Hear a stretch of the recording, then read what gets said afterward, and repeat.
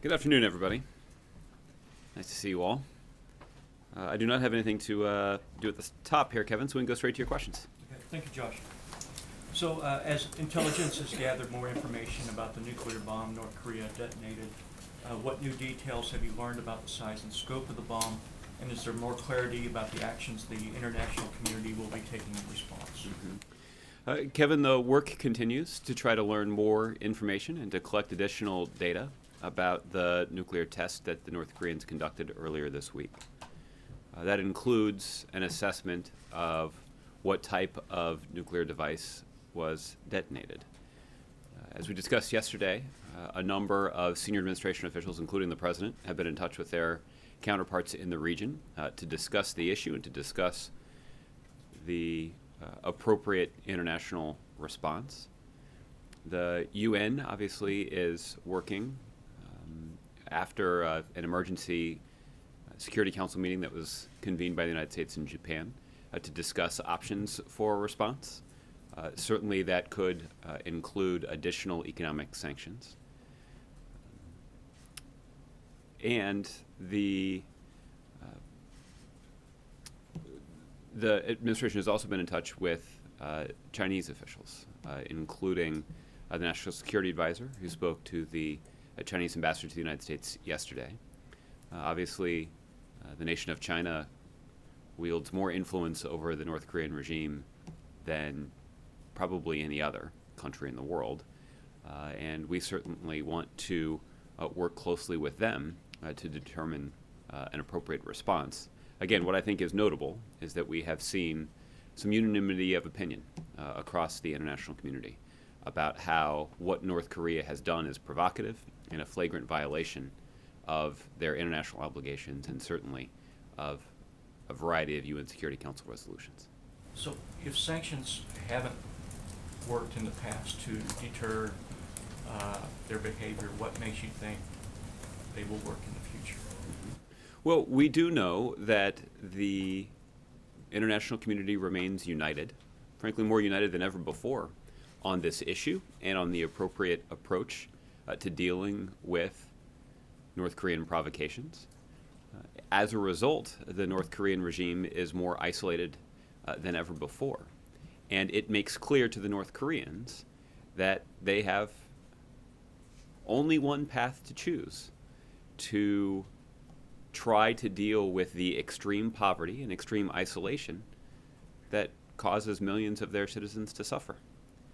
And that path is one that includes them ceasing their provocative activities.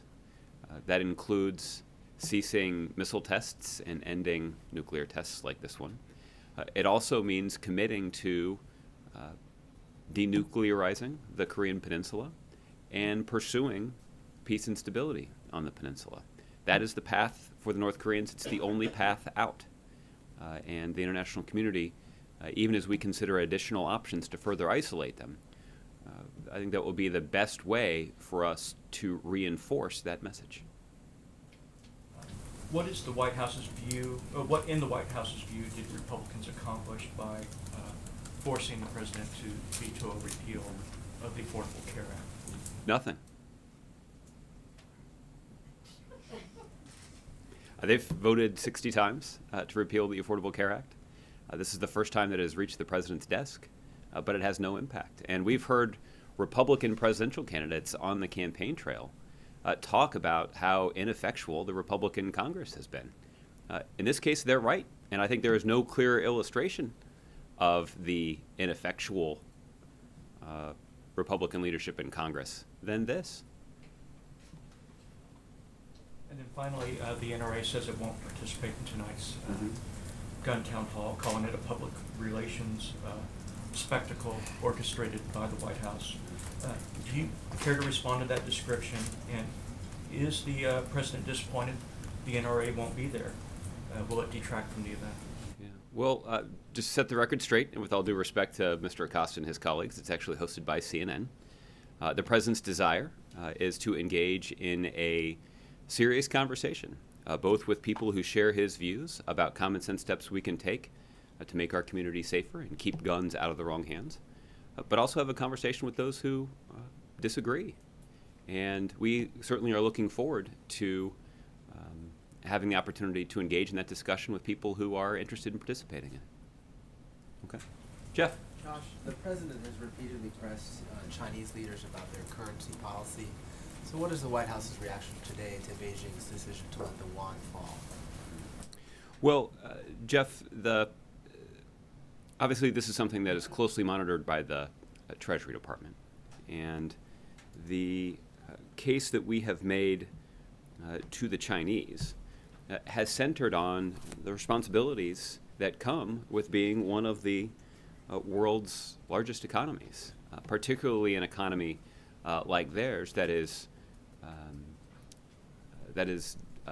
growing rather rapidly and is quite dynamic in terms of the kind of innovation that exists inside their economy.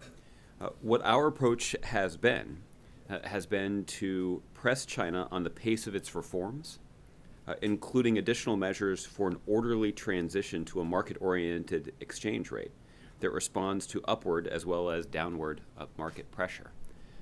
And that essentially is the core of our policy, and it is the case that we have made to the Chinese, that implementing those kinds of reforms at a reasonable pace is good for the broader international economy, and also will have long-term benefits for the Chinese economy as well. And so we're obviously going to continue to monitor the situation and continue to stay in close touch with Chinese economic officials, particularly in the face of the kind of volatility that's been on display over the last few days. And there is volatility as a result of it, but would you say that what they're doing is consistent with what you've been asking? Are you welcoming the move today? Well, for that kind of analysis, I'd refer you to the Treasury Department. They obviously are the ones who are watching this most closely. I also think the other thing that we would be reluctant to do is to make a judgment about their adherence to these kinds of reforms based on just one action or one day's activity in the market. What we're looking at is a longer-term commitment to pursuing these kinds of reforms. I think there's an acknowledgement on the part of the United States, and I think the broader international community, that the kinds of reforms that we seek include a longer-term commitment to implementing reforms, but also are the kinds of reforms that we wouldn't expect them to just implement overnight, that wouldn't promote the kind of economic policy making that we believe would be responsible in the best interest of the global economy. So there's an understanding that over the long term,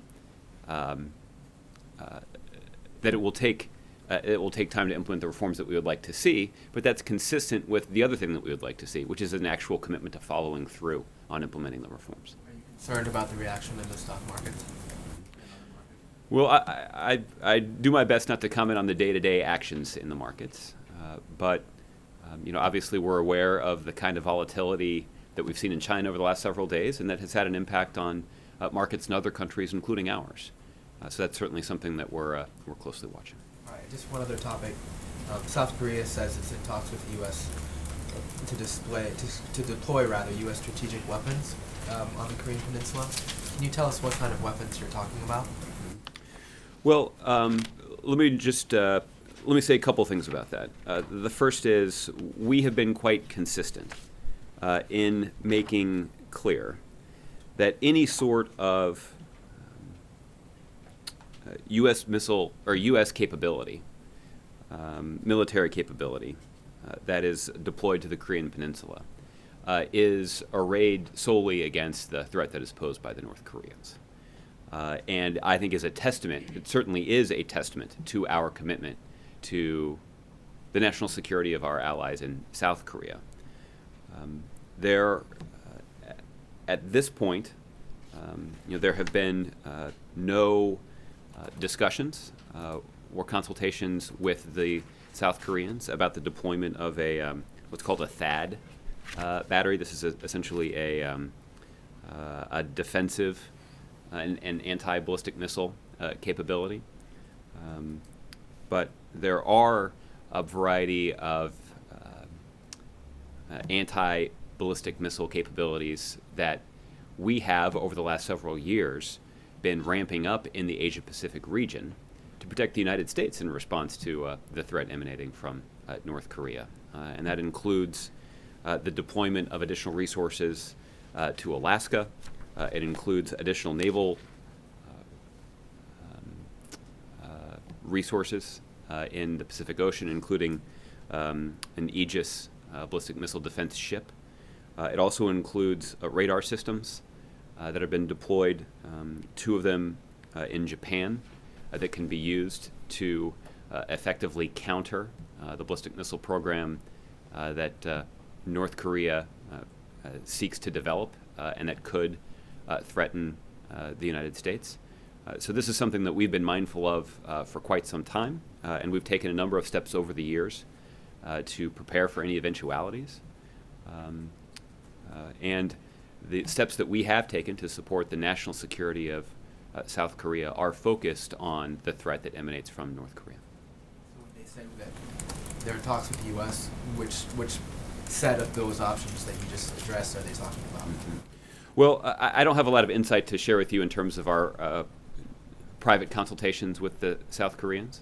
I'll just reiterate at this point that we continue to be resolute in our commitment to the national security of our allies in the Republic of Korea.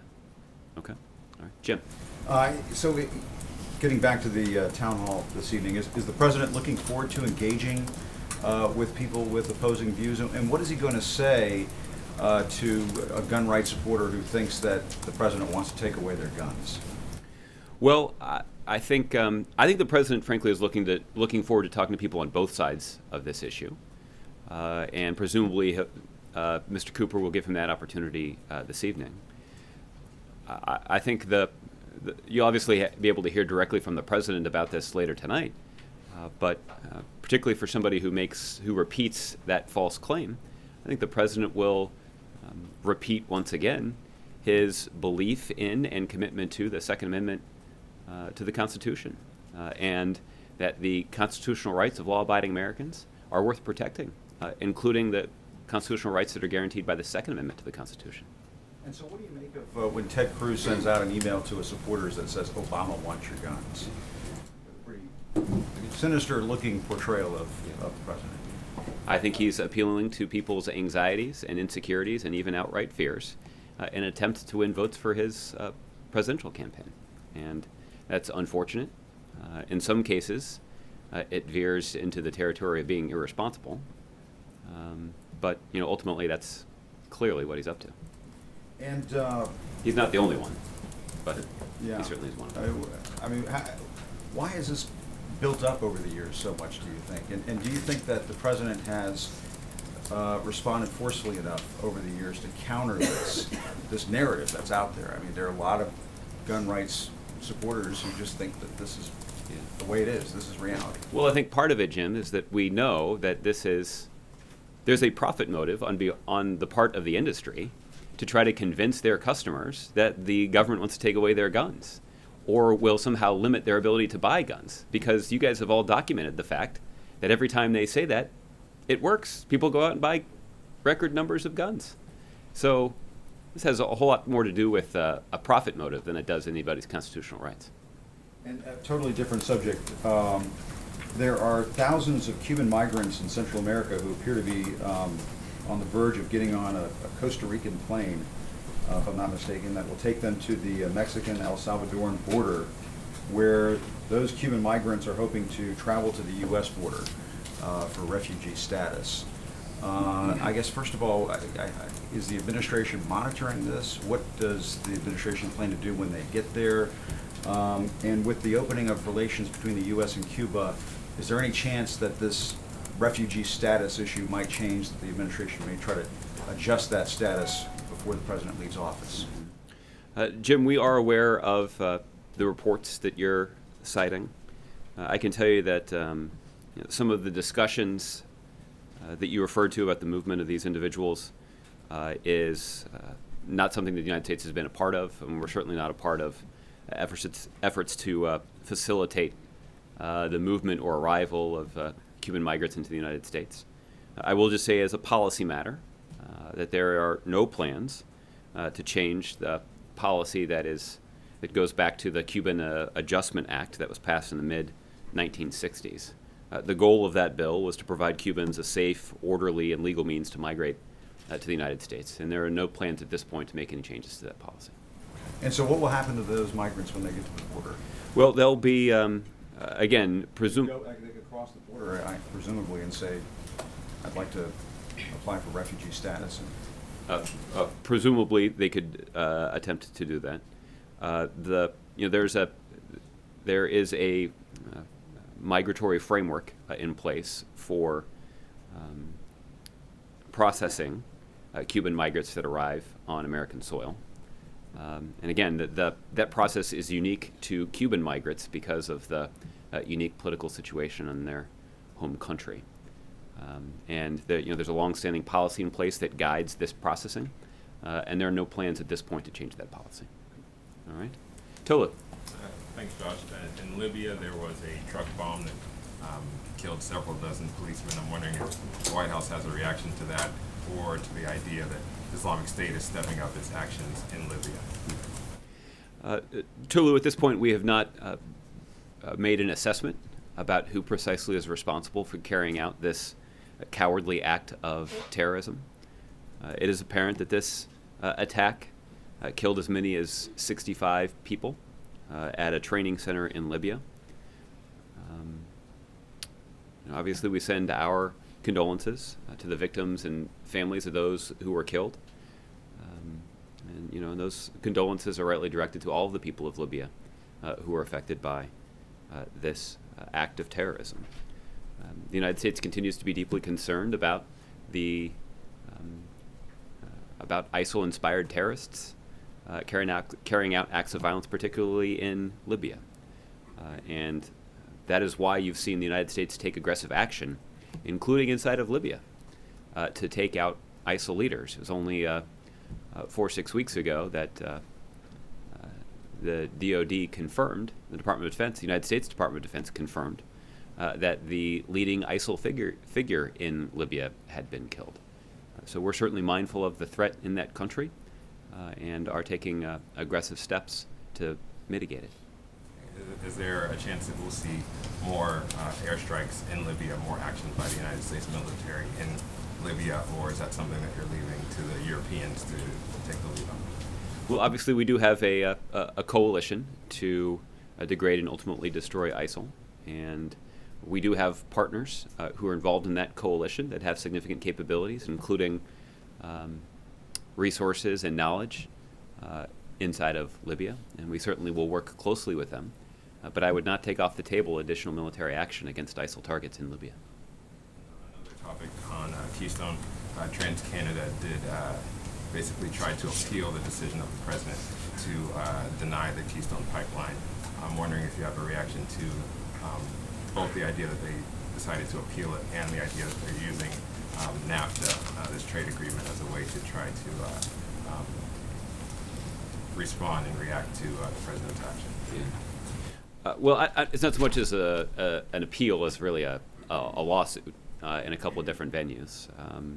So I'm, because of the pending litigation, I'm obviously limited in what I can say. I'll just say something you've heard me say before, which is that after extensive public outreach and consultation, the State Department decided that the Keystone XL pipeline would not be in the interest of the United States. And the president agreed that building the Keystone pipeline would not serve the national interests of the United States. And that's why we continue to be confident that the administration acted lawfully. But obviously there will be a court proceeding, and for additional questions about that, I would refer you to the Department of Justice. When it comes to the ISDS claim, again, I continue to be limited in what I can say because of that ongoing process. I'll just say that we're confident that the decision that was made vis-a-vis the Keystone Pipeline is entirely consistent with all of our international obligations, including our obligations under NAFTA. The one thing I'll point out about ISDS is it's a process that ISDS is this dispute resolution process that's been in place for 50 years, and the United States has never lost a case. And we certainly feel confident in the arguments that we'll be able to make in this case before the ISDS as well. How do you respond to people who are opposed to the TPP agreement, using this as an example of saying this is how corporations can use the ISDS, which is also in the TPP, to undermine U.S. laws outside of the U.S. court system? Well, I would say, first of all, that we've never lost a case. I think that is an indication that we have not seen corporations be able to use it effectively to change or alter U.S. law. But because we've never lost a case, it is an indication that we've been quite effective in taking other countries and raising concerns about other countries' practices at the ISDS in a way that has benefited the ability of American businesses to do business overseas.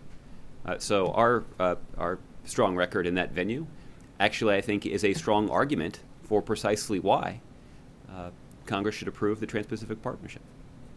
Okay. Kevin.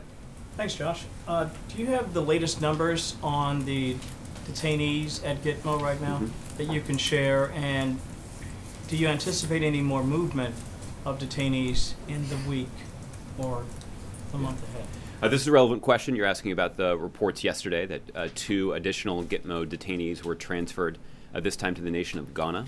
That means the totals now, the total population as of today, is 105 detainees at the prison at Guantanamo Bay. 46 of those have been approved for transfer, and I wouldn't rule out additional transfers in the near term. So those are the 46 we're speaking of.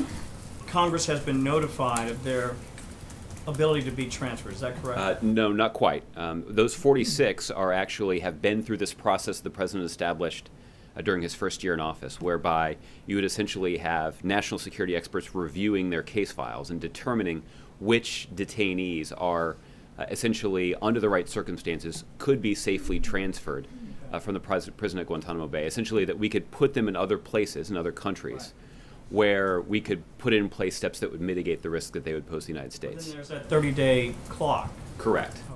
So these 46 are essentially the group of individuals that have been cleared for transfer, but now we have to go to other countries and determine what other countries, under the circumstances that we lay out, are willing to take them. Once we secure an agreement with another country, that's when we notify Congress. Okay, gotcha. I don't have any news to make at this point about any impending transfers, but I just wouldn't rule out the notion that there are some additional ones that... What goes into the conversation with the government, say in Accra or other governments? Well, we... Like, do you pay them? Do you say we can set this up so that they can be housed? How does that work? Well, typically we ask them to assist us in accomplishing what we believe is a national security goal and makes certainly the United States and our partners and allies safer. And what we often describe as what they can do to help. That there may be certain individuals who could be good candidates for transfer to a particular portion of the world. And we discuss with them and we work together with them on putting in place the kinds of security arrangements that would be necessary to mitigate any sort of ongoing risk that these individuals could pose to the United States after being transferred from the prison at Guantanamo Bay. Obviously, there's then a pretty rigorous certification process. This has to be carefully considered by the Secretary of Defense, who has to personally certify that the safeguards that have been put in place do sufficiently mitigate the risk that these individuals could pose to the United States. And that essentially is the kind of conversation we have. I think you can imagine, why that those kinds of conversations are not easy and requires some skilled diplomacy to make it happen. A couple more. I want to ask you about California. Has there been a request for assistance in the wake of the severe flooding and mudslides there? I'm not aware of any specific request that has come from the state government of California. Obviously, we're monitoring the weather conditions on the West Coast. And if there are any requests like that come, we'll obviously look at them carefully, but also try to respond promptly. It obviously is state officials who are responsible for the response, but the federal government stands ready and pre-deploys assets so that they can quickly support the ongoing local efforts if that kind of support is necessary. I haven't had a chance to ask you about Oregon. Do you have an update on what's happening out west there? I know it's complicated. I recognize that there's been this sort of impulse to just let that play out. with local law enforcement and federal assistance. What's the latest you can share on that? Yeah. The FBI is now in the lead of that situation, and they treat this quite seriously, and they are working closely with local law enforcement to try to resolve the situation peacefully and hopefully as quickly as possible. As I noted earlier this week, I've been a little reluctant to spend a whole lot of time talking about the case, both because it's an ongoing law enforcement matter, but also because of the sort of political overtones of that situation. I wouldn't want to say anything from here that would make it more difficult to resolve that situation quickly and peacefully. But you can understand why some people feel like there may be a double standard and how that particular group is being treated compared to others. Well, I see that some people have made those claims. I can tell you that that local law enforcement and certainly federal law enforcement take the enforcement of the law quite seriously. And this is a situation that they take quite seriously, and I know that this is something that is being worked closely in close coordination with local law enforcement out in Oregon. Last one on North Korea. Is it your sense that, given what they've been doing lately and consistently, that this will hasten the pivot, if you will, or the attention on Asia, the focus on Asia, or do you feel like it's already been there and this is just part and parcel to what you expect? Well, part of the Asia rebalance that you've seen the administration prioritize since the early years of the Obama presidency has been focused not just on defending the U.S. from threats like those that emanate from North Korea. And certainly some of the steps that I announced about the increased military deployments to the Asia Pacific, some of the work that we have engaged in with Japan and our other allies there to put in place infrastructure that would actually protect the national security of the United States. That is certainly part of the Asia rebalance policy that we have prioritized here. But a lot of that policy is actually oriented toward capitalizing on opportunities that exist in the Asia Pacific for the American people. That's why we often describe the Trans-Pacific Partnership as the centerpiece of our Asia rebalance.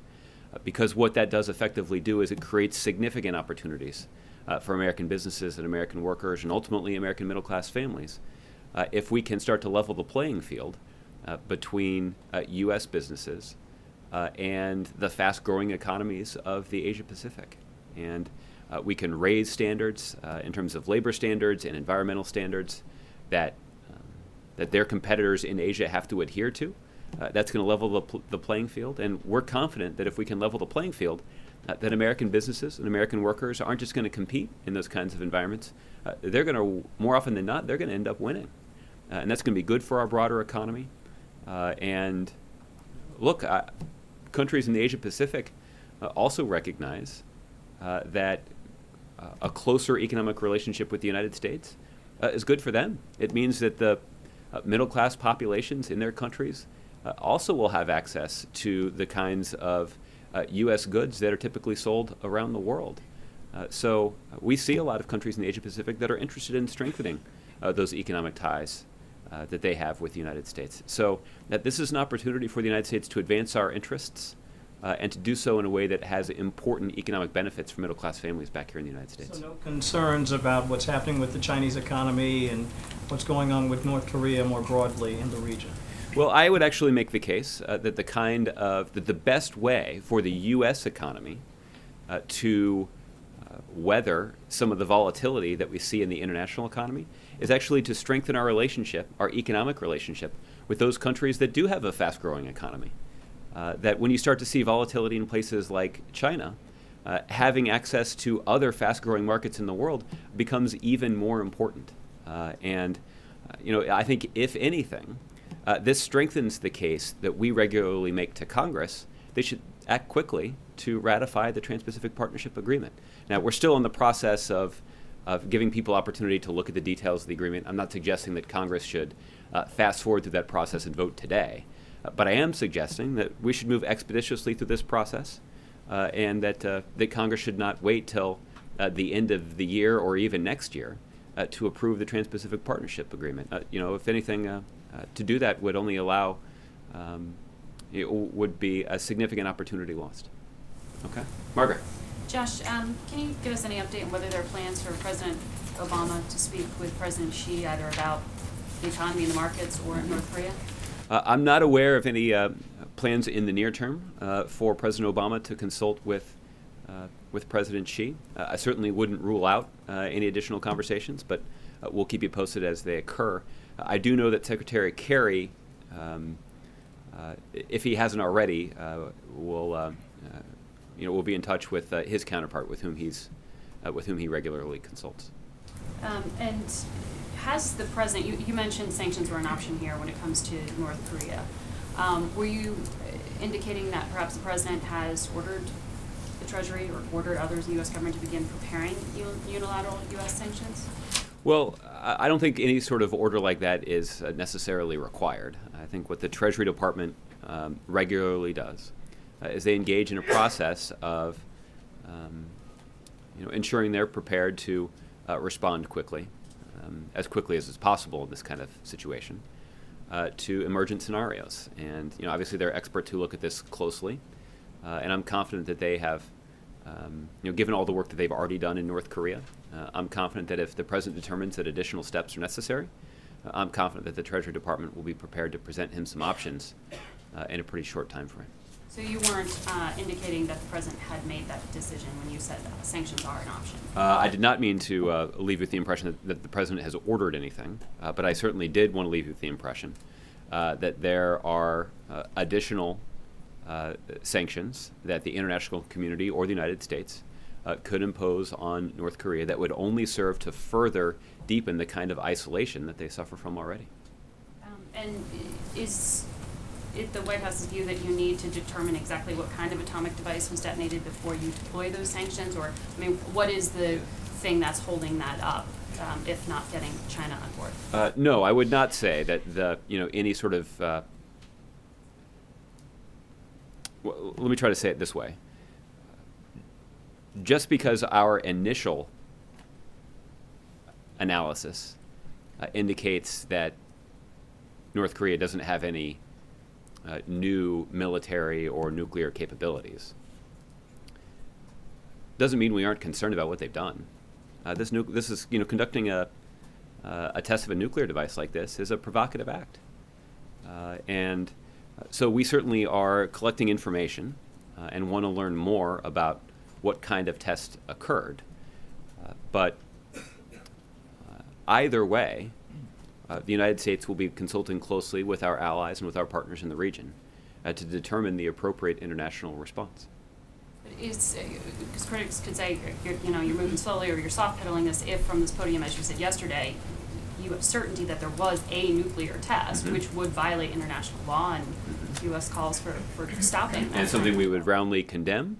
We've seen both China, Russia, and our allies condemn this flagrant violation of North Korea's international obligations. As we discussed yesterday, in the last 15 years, North Korea is the only country in the world to test a nuclear device like this. That's an indication both of how isolated they are, but it's also an indication of their bad track record when it comes to fulfilling these kinds of international obligations. And the United States is going to work in close consultation with our partners and with our allies to determine an appropriate response. So sanctions could come at any time, or U.S. response could come at any time. In the release of the president's call with the South Korean president, there was a unified, strong response that the U.S. is committed to. Any timeline on when we will see that strong response? No, I think it would be appropriate for you to describe, for you to say that the response could come at any time. I would just point out that typically these kinds of responses are most effective when they can be closely coordinated and implemented with our allies and partners. So that's why you can't just flip a switch to implement these things. That there's some consultation and diplomacy involved. And then there's some technical cooperation involved to ensure that the application of the appropriate response is most effectively implemented. So yes, a response could come at any time, but you should also know that the kinds of sanctions that are being discussed are not the kinds of sanctions that can be developed and effectively implemented all across the globe just overnight. And just lastly, can you summarize what whether the U.S. believes, whether the White House believes there is a threat to U.S. territory posed by North Korea. Mhm. You've spoken to the U.S. commitment to its allies in the region, but is there a threat to Americans living at home on American territory? Mhm. Well, obviously, there are. I can't give you a full intelligence assessment about what we have concluded about North Korea's military and nuclear capabilities. What I can tell you is that we are mindful that a threat of one degree or another does exist. And that is why you have seen the president, not just in reaction to this incident, but rather over the last several years, seek to ramp up our missile defense capabilities in the region. And that included the deployment of these radar systems to Japan. It includes at least one Aegis naval vessel and the deployment of a so-called THAAD battery to Guam. There are additional capabilities that have been deployed to Alaska as well, all mindful of the threat from North Korea. It's why I can say again what I said yesterday, which is we continue to be confident of our ability to mitigate the threat to the United States that is posed by the North Koreans and their missile program.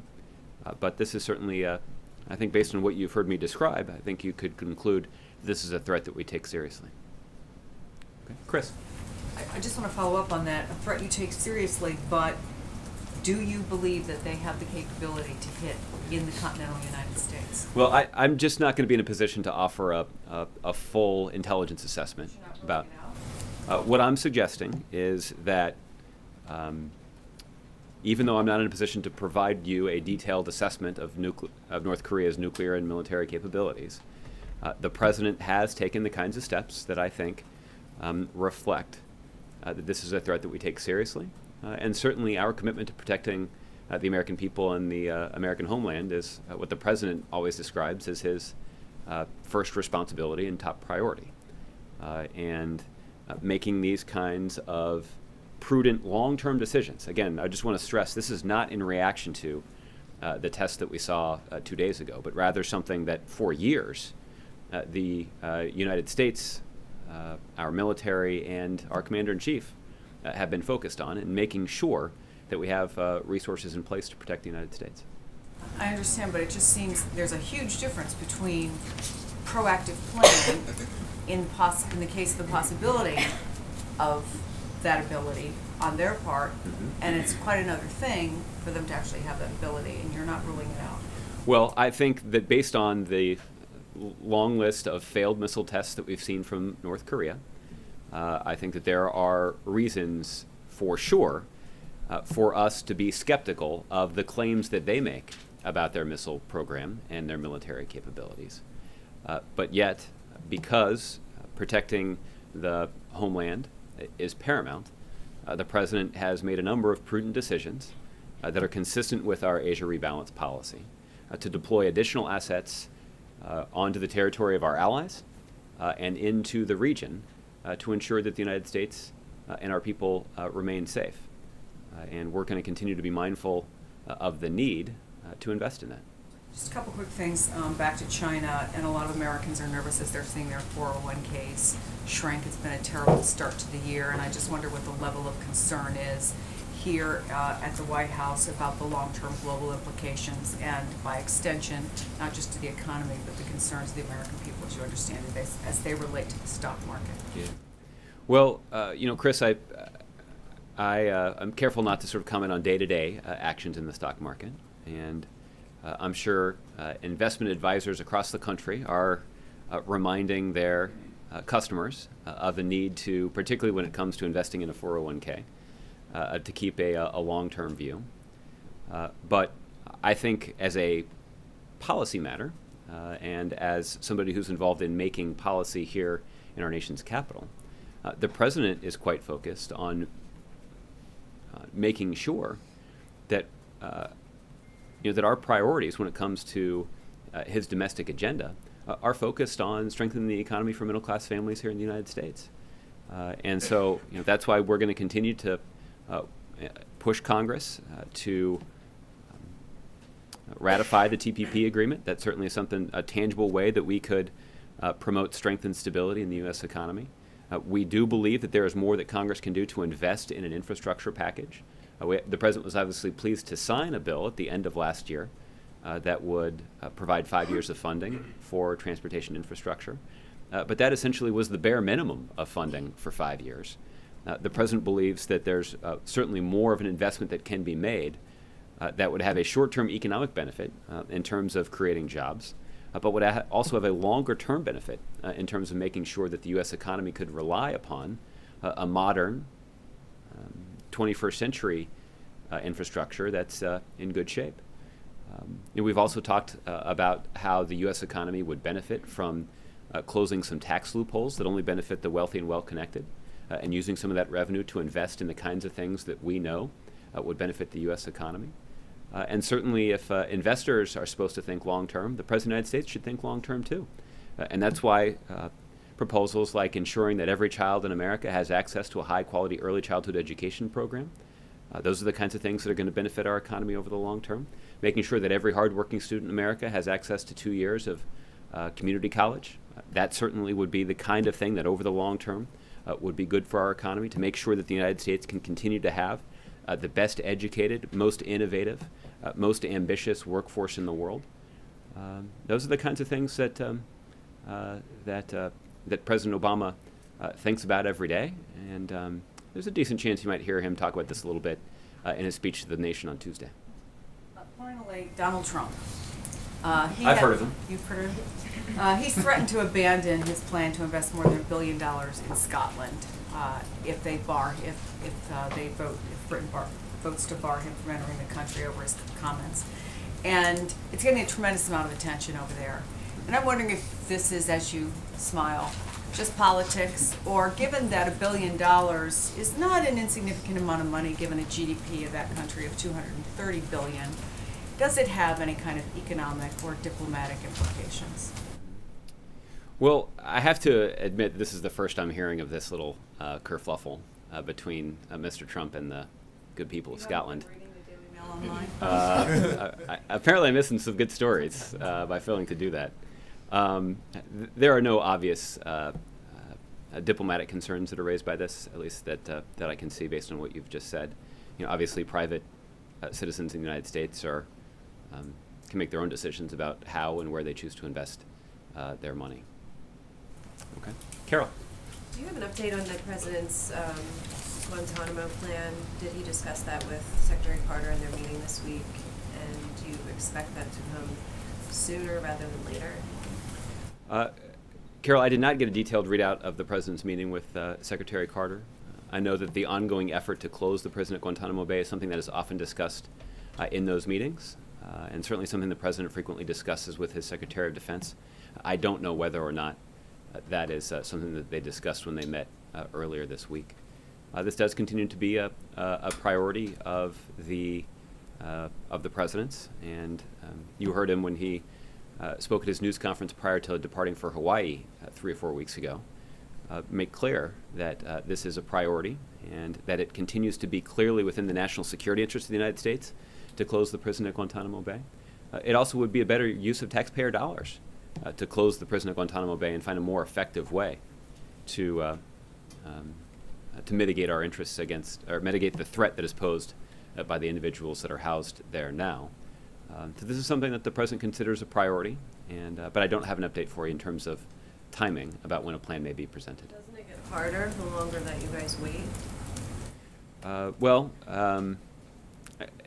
It depends, I guess. I think it's been plenty hard so far, and That's what I mean. You Yeah. haven't done it in 7 years. What makes you think you're going to do it in 1 when you still haven't sent your revised plan to Congress? well, it certainly hasn't been for a lack of trying, and the reason that we haven't succeeded is because Republicans have made a concerted effort to block the kinds of plans that we put in place to close the prison. And it's true that there are both Democrats and Republicans on Capitol Hill who are on the wrong side of this issue. But it is true that it has not gotten easier as time has gone on. But at this point, I'm not sure it could get harder. Okay. Deb? Thanks, Josh. Leading sexual assault prevention group, PAVE, I think they may have worked at the White House on some projects, is on the Hill today. They're endorsing some proposed legislation that would revoke the Presidential Medal of Freedom to Bill Cosby. And in July, at his press conference, the president said he didn't have a mechanism to do it. There's no precedent to do such a thing. But if Congress established such a mechanism, affirming his power to remove the medal from Bill Cosby, would he support something like that? I haven't spoken to him about it. Obviously, this is something that that Congress will have to consider. I think until then, we'll take a look at the proposal if Congress takes a vote on it, and we'll let you know if the president chooses to sign it. Does the White House consider the medal sort of a settled matter? I mean, are you open to a proposal of some kind to kind of re-examining this, or is it sort of your preference that it's sort of given and move on? Well, I certainly wouldn't want our position on this issue to be perceived by anyone or any group as a way to condone the kind of behavior that Mr. Cosby has been accused of. At the same time, these kinds of essentially symbolic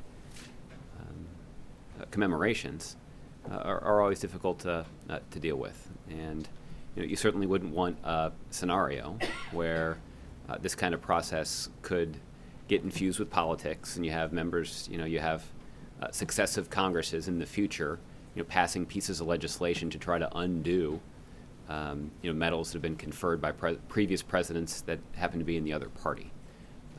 So I think that's part of what we're mindful of here. But I think the president was quite clear in that news conference in showing his own personal disgust for the kind of behavior that Mr. Cosby is accused of. The president made clear that he doesn't have any tolerance for it. Is he aware of that Bill Cosby was charged in a sex assault case? Do you know? Has he given any reaction to that? I haven't discussed it with him. I'm sure he's aware of it. And on the topic of respect for women and dignity for women, obviously something the president is passionate about. Hillary Clinton has made it a focus of her campaign. Donald Trump is out with a video today taking aim at Clinton on that front, includes some references to her husband and his admitted infidelities. The president sort of steered clear of that in 2008 when running up against Hillary Clinton. But is it fair game for other candidates to raise truthful aspects about Bill Clinton's record in this campaign? Does the president have a take on that? Well, I'm not. The president may. You'd have to ask him. I haven't discussed that with him. I think what I would merely say is that even just based solely on Secretary Clinton's service as Secretary of State in this administration, her commitment to fighting for justice and equality for women, not just in the United States but around the world, is second to none. And it is something that she is clearly personally passionate about, and she has put her own prodigious skills to focusing on those kinds of issues. Obviously people can have whatever kind of a debate they want to have in the context of a political election. But in that kind of debate, Secretary Clinton brings a lot of credentials. Okay, Gardner. Speaker Ryan said two things I'd love your reaction to today. One was that U.S. lawmakers are looking finally at possible formal congressional authorization to fight the Islamic State, obviously something that you have called for some time. And the other was a suggestion that President Obama should have gotten as emotional over the deaths caused by the Islamic State in Iraq and Syria as he did over gun violence. Yeah. Can you react to both of those, Josh? Is it possible? Well, I guess in some ways, your first question actually illustrates the answer to the second, which is that if Speaker Ryan felt so strongly about the situation that he just described when it comes to ISIL, you'd think he'd actually be in a position to point to something he's done about it. And it's not clear to me that he can. Again, I'm happy for him to do so. He has not made hardly any progress that anybody can detect in passing an authorization to use military force against ISIL. This obviously is the basic responsibility of the United States Congress, and Congress has not done it. The White House, the administration, has actually gone to such great lengths to try to get this done that we've even written legislation for them that they have refused to take up. Now, that's been a source of significant disappointment. I know there are a lot of spending reforms that the Department of Defense would like to see that they believe would strengthen our national security, that Congress has time and again rebuffed. Certainly there are Republicans in Congress who could confirm Adam Zubin to the position at the Treasury Department. We all know how important financial sanctions are. We've even been talking about them quite a bit in the context of this briefing. And I was able to exhibit enough self-restraint not to bring up Mr. Zubin in the context of all those discussions, but in the context of this one, I think it's appropriate. This is a very basic way that Congress could contribute to our ongoing efforts against ISIL. Obviously, it needs to be confirmed by the Senate, not the House. But certainly, this is the latest example of Republicans refusing to fulfill even their basic responsibility to ensure that the government's prepared to keep the American people safe, and in this case, to degrade and ultimately destroy ISIL. The other thing that comes to mind is the loophole that exists that allows those individuals who are currently listed on the no-fly list from being able to buy a firearm. That would keep the country safer. John McCain has observed that criminals and would-be terrorists have previously used the gun show loophole, or at least attempted to use the gun show loophole, to buy guns. Why wouldn't they close it? There's... You're saying that Speaker Ryan should be crying about each one of these, or... No, what I'm acting- suggesting is that if he feels so strongly about countering ISIL and making sure that Americans are not put at risk by ISIL terrorists, then he should actually fulfill his basic responsibility, and the leaders in his party in Congress should fulfill their collective basic responsibility to do something about it. And again, I would welcome some indication from some House Republican pointing to one thing that they've done to actually try to advance this campaign. Thank you, Josh. Francesca. Well, first, I'd like to strongly recommend that you read the Daily Mail Online articles more often. I thought you might. But I don't want to ask about Donald Trump. You'll be happy to know. I would like to talk about the State of the Union. Okay. Yesterday, the White House previewed that in a video that dropped. We're now 5 days out. You do want to talk about it earlier this week. Was wondering if we could talk about that now. Dennis McDonough said in it that President Obama is doing something different this time. This year, the president will do what is rarely done in Washington, think beyond the next election. Surely the White House was not suggesting that in the past ones. He's only been thinking to the next election. So what I want to know is, what is it that he's doing that's going to be so different? Yeah. Well, as I noted yesterday at the beginning of the briefing and talking about the dramatic recovery and success of the American auto industry, that there are a number of examples I can point to of President Obama looking beyond the next news cycle and the next poll and the next election to make decisions that are in the best interest of the country. And our country has been served very well by President Obama's approach to the job. What you traditionally see in a State of the Union address is essentially a laundry list of past accomplishments and proposals for the year ahead. As Dennis's email suggests, there are a lot of accomplishments for us to discuss that have been achieved over the last seven years. And there certainly are a lot of things the president is looking forward to getting done in the year ahead. But what the majority, what the focus of his speech will be, however, is on some longer-term issues. We are at an interesting place in our history. The United States has recovered from the worst economic downturn since the Great Depression, and we see all of this economic volatility in countries around the world. and the strength of the U.S. economy stands in stark contrast to that kind of instability. And again, that's a testament to the grit and determination of the American people that devoted so much time and attention, blood, sweat, and tears into digging out of that hole. But the question that's really facing the country now is, what are we going to do with the opportunity that lies before us? And so much of the rhetoric that we hear from the other side is focused on fearing the future and being anxious and insecure about a changing world. The fact is, the United States is better positioned than any other nation in the world to capitalize on the opportunities that lie ahead for us. And the president is determined to make sure that we're making the kinds of decisions now that will pay off, not just for this generation of Americans, but for our kids and for their children. Those are the kinds of issues that the president is hoping to discuss in the State of the Union. And again, there's lots that we have to, lots of accomplishments we can talk about. There certainly is a long list of things the president's looking forward to getting done next year. But this is a unique opportunity. This is the grandest stage in all of American politics, where you have the President of the United States standing at a podium in the well of the House of Representatives, speaking to every member of Congress, just about every member of the Cabinet, just about every member of the Supreme Court, the Joint Chiefs of Staff. The eyes of the nation are focused on that moment.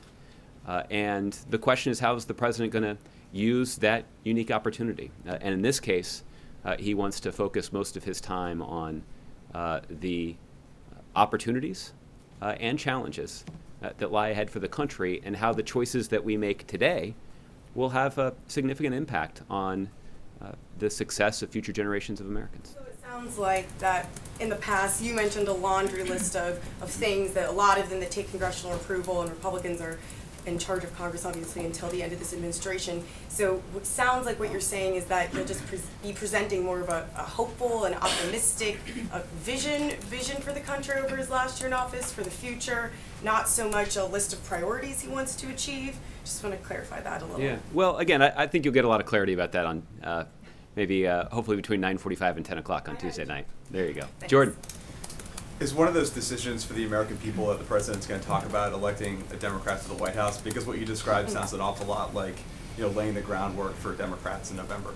Look, I think there will be ample opportunity for the president over the course of this year to deliver a political speech, but that's not what tomorrow's about, or not what Tuesday's about. The president is, like I said, is looking forward to talking about the longer-term challenges and longer-term opportunities that are available to the country. And while certainly the next election is an important one, it's important that we don't allow the decisions that we make today be driven by short-term considerations related to the next election. So I guess, I do think that that the vision that the president will lay out will be generally consistent with the kinds of priorities that you hear Democrats talking about on the campaign trail. But I think the president's message is mostly going to be focused on looking beyond the next election and making sure that we're making decisions that are going to ensure that our children and their children inherit a country that's as strong and as safe and as prosperous as it's ever been. Okay. Mel. Thank you, Josh. Today, Saudi Arabia has increased the tension by attacking Iranian embassy in Yemen. Clearly, Saudis are following their own strategy without consulting U.S. Do you think this will permanent damage to U.S.-Saudi relationship? Mm-hmm. Well, ML, there are two kinds of reports that we've seen from Yemen. The first is we've seen Iran's claims that the Saudi coalition airstrike targeted the Iranian embassy in Sana'a. We've also seen reports that there has not been any significant damage to the Iranian embassy in Sana'a. So we're still collecting some information to determine exactly what happened or whether anything happened, to be frank about it. So we'll take a look at those reports. At this point, we are hopeful that the positive round of diplomatic talks that took place on December 15th in Switzerland to try to resolve the situation inside of Yemen, will lead to an additional and constructive round of talks next week. U.S. always, maintains its position as an ally of Saudi Arabia. U.S. may be dragged into a situation it doesn't support. What do you think? Well, we certainly have been encouraging all sides inside of Yemen to try to resolve their differences peacefully and through diplomacy. And that's why we have worked hard to try to support the peace talks that the first round of which occurred back in December, and hopefully are going to continue next week. But the concerns that the Saudis have expressed about the political chaos in Yemen spilling over the border into Saudi Arabia are understandable. But what we are hopeful of is that the situation can be resolved through diplomacy. We believe that's actually the only way that this will be resolved, and we're hopeful that both sides will be serious, that all sides will be serious in pursuing a diplomatic resolution to that situation. Secondly, what is the primary goal of the Vice President to go to Turkey on January 23rd? I don't have an update on the Vice President's trip, but we can certainly follow up with you on that. Okay? Anita? I'll ask you something, a sort of a fun one maybe. Okay. The Speaker is having a ceremony today. Perhaps you've heard about the healthcare, Obamacare. They're having an enrollment ceremony to sanction the bill. I was wondering if you all were planning a veto ceremony and what that might be like. We are not. Again, I think this may be a half-hearted, or at least an ill-fated attempt on the part of some Republicans to try to pump some drama into another failed effort on their part to have any sort of success. And finally, on their end. I'm sorry? They succeeded on their end this time. They succeeded in a victory that amounts to absolutely nothing. The fact is the president will veto this bill. They know that. They also know that they don't have the votes to override it.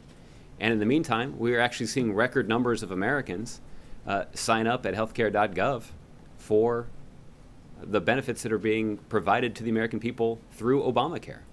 I know that HHS has announced today that more than 11 million people, 11 people would be bad.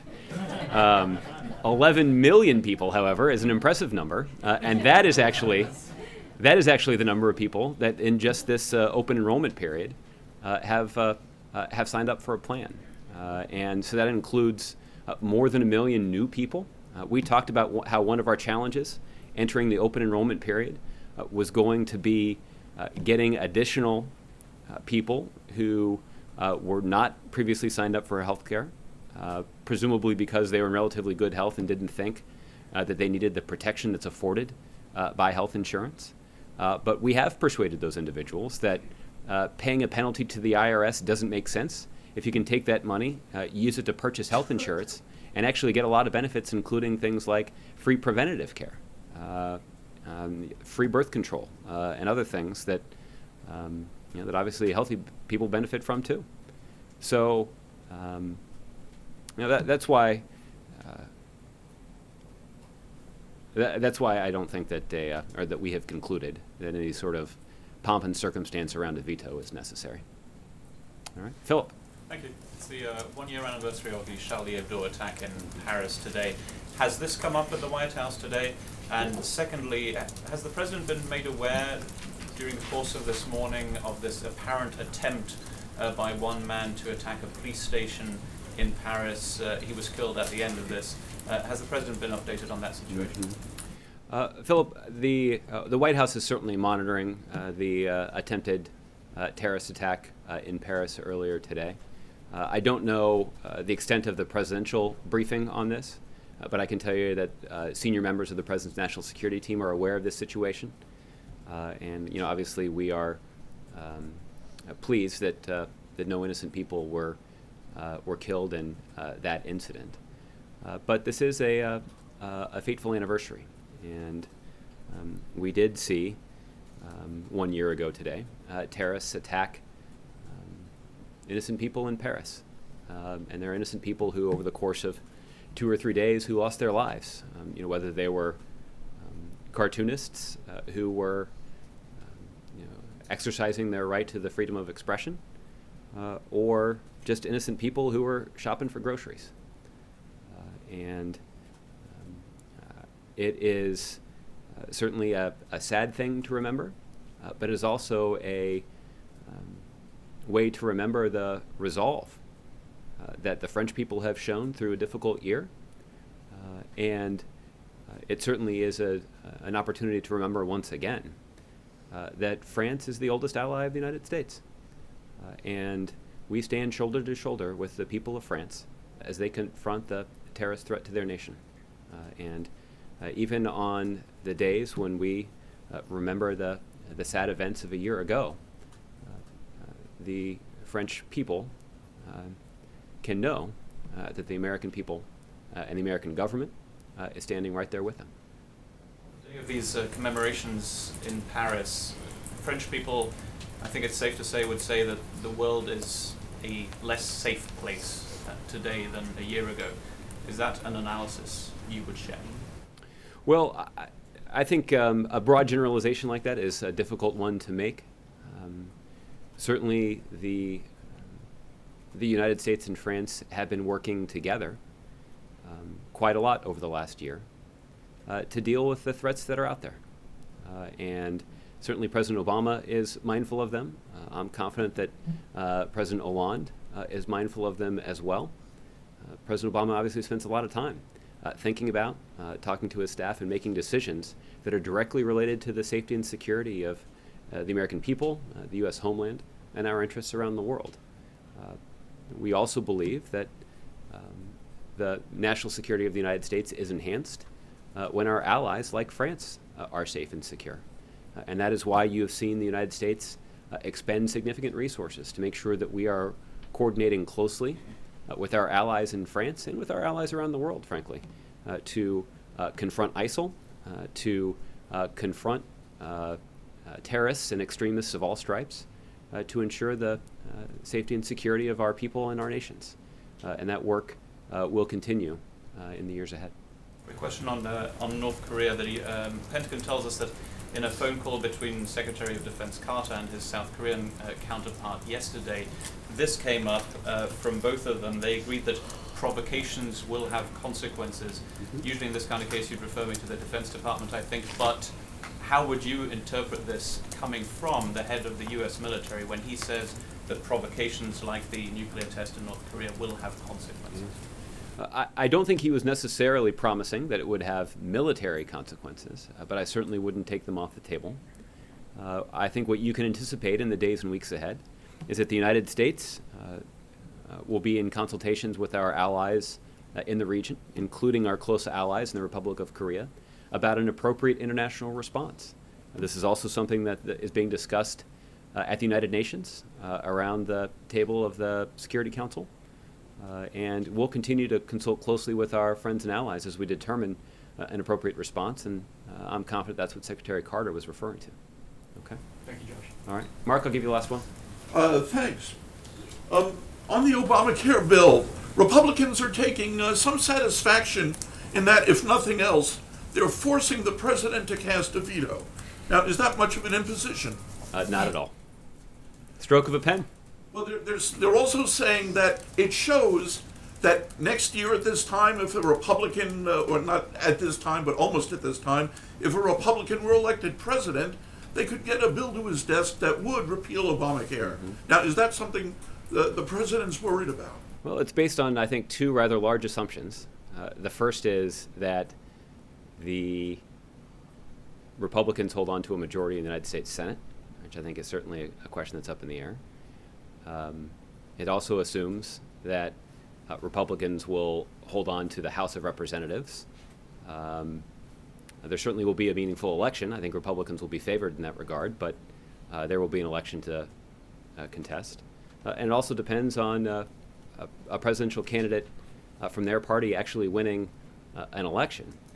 All of that is made a whole lot more difficult if the centerpiece of the Republican agenda is fighting a 5-year-old political fight to zero impact on the country.